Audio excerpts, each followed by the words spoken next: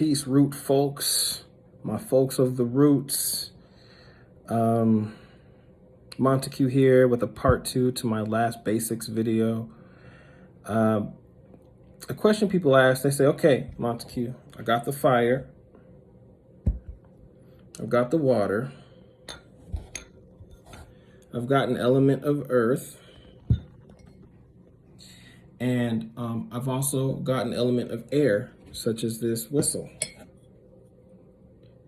Wish I could blow it for you. It needs water in it to work. But once you have all the 4 elements, that's when you do your prayer. Or you can pray while you're pouring water into the bowl, which we call libation. So you pour that, you say, dear God, or dear holy angels, or dear revered ancestors, you know what I mean? And then you say what's on your mind and what's on your heart.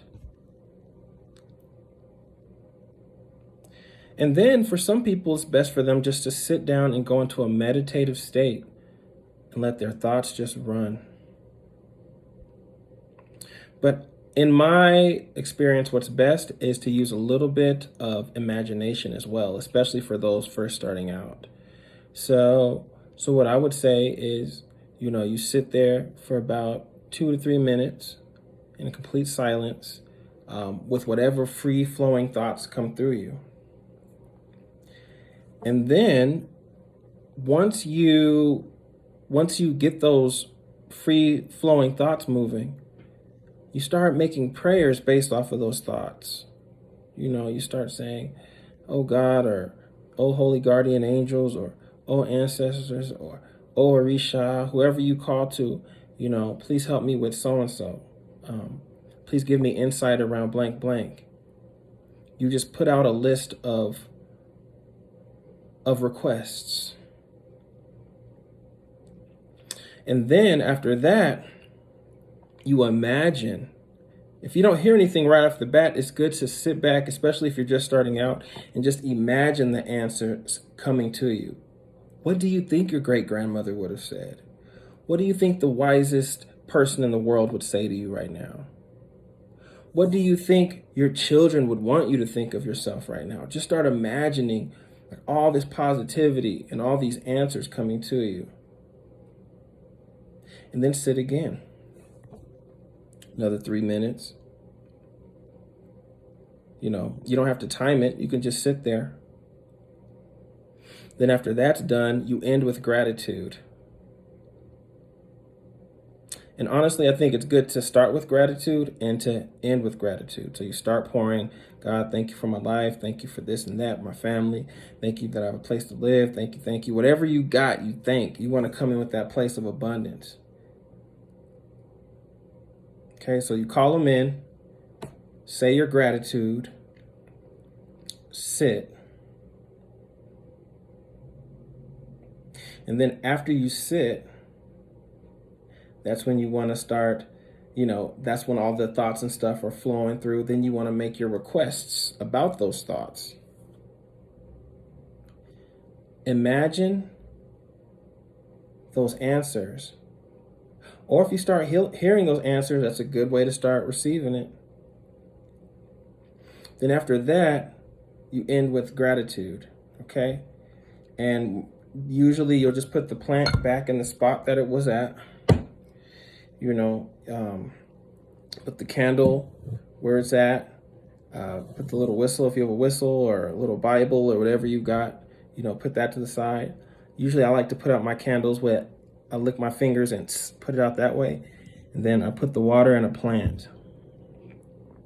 Until next time.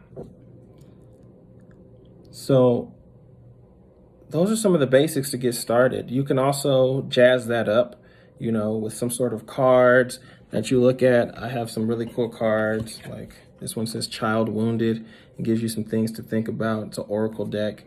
I got a really cool deck called the Ghetto Tarot that I like to use. Things like that kind of aid me on that journey as I work in the spiritual spaces.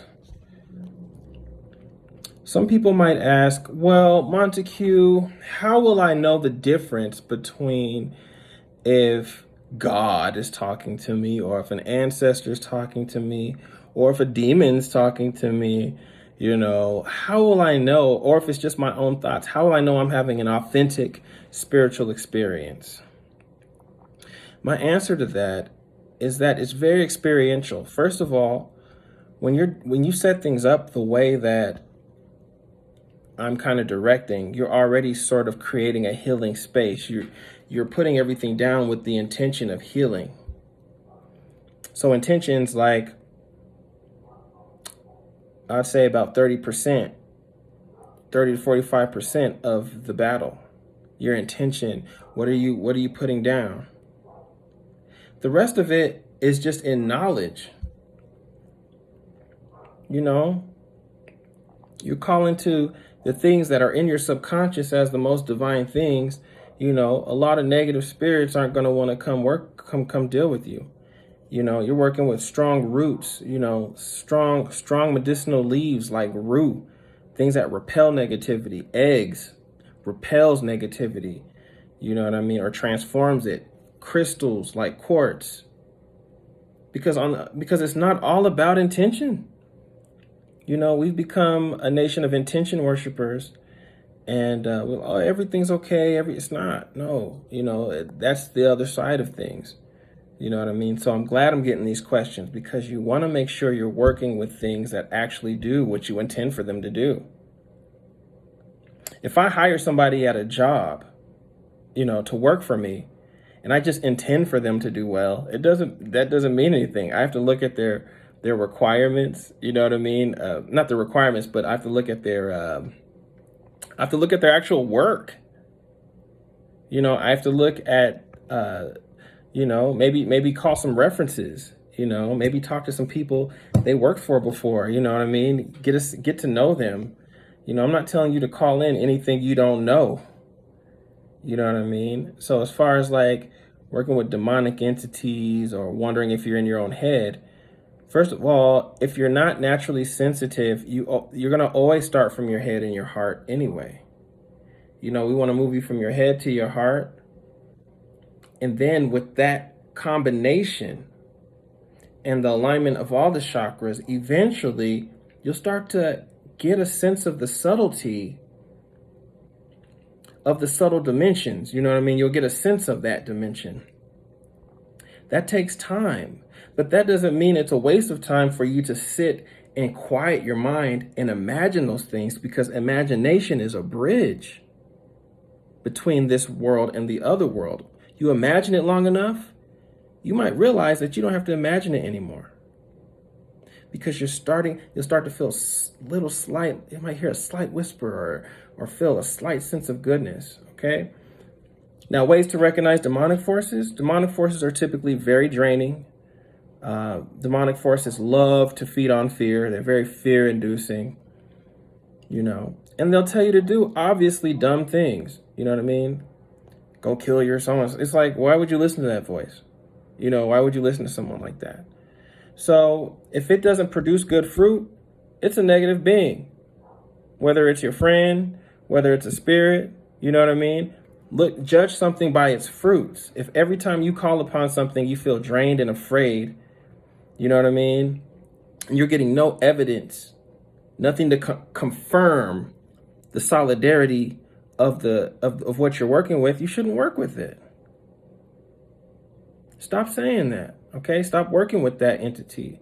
So go into this thing slow. Once again, if you're not feeling anything and you're wondering, get out of that doubt. If it's good, receive it, period. If it made your life better, receive it, period.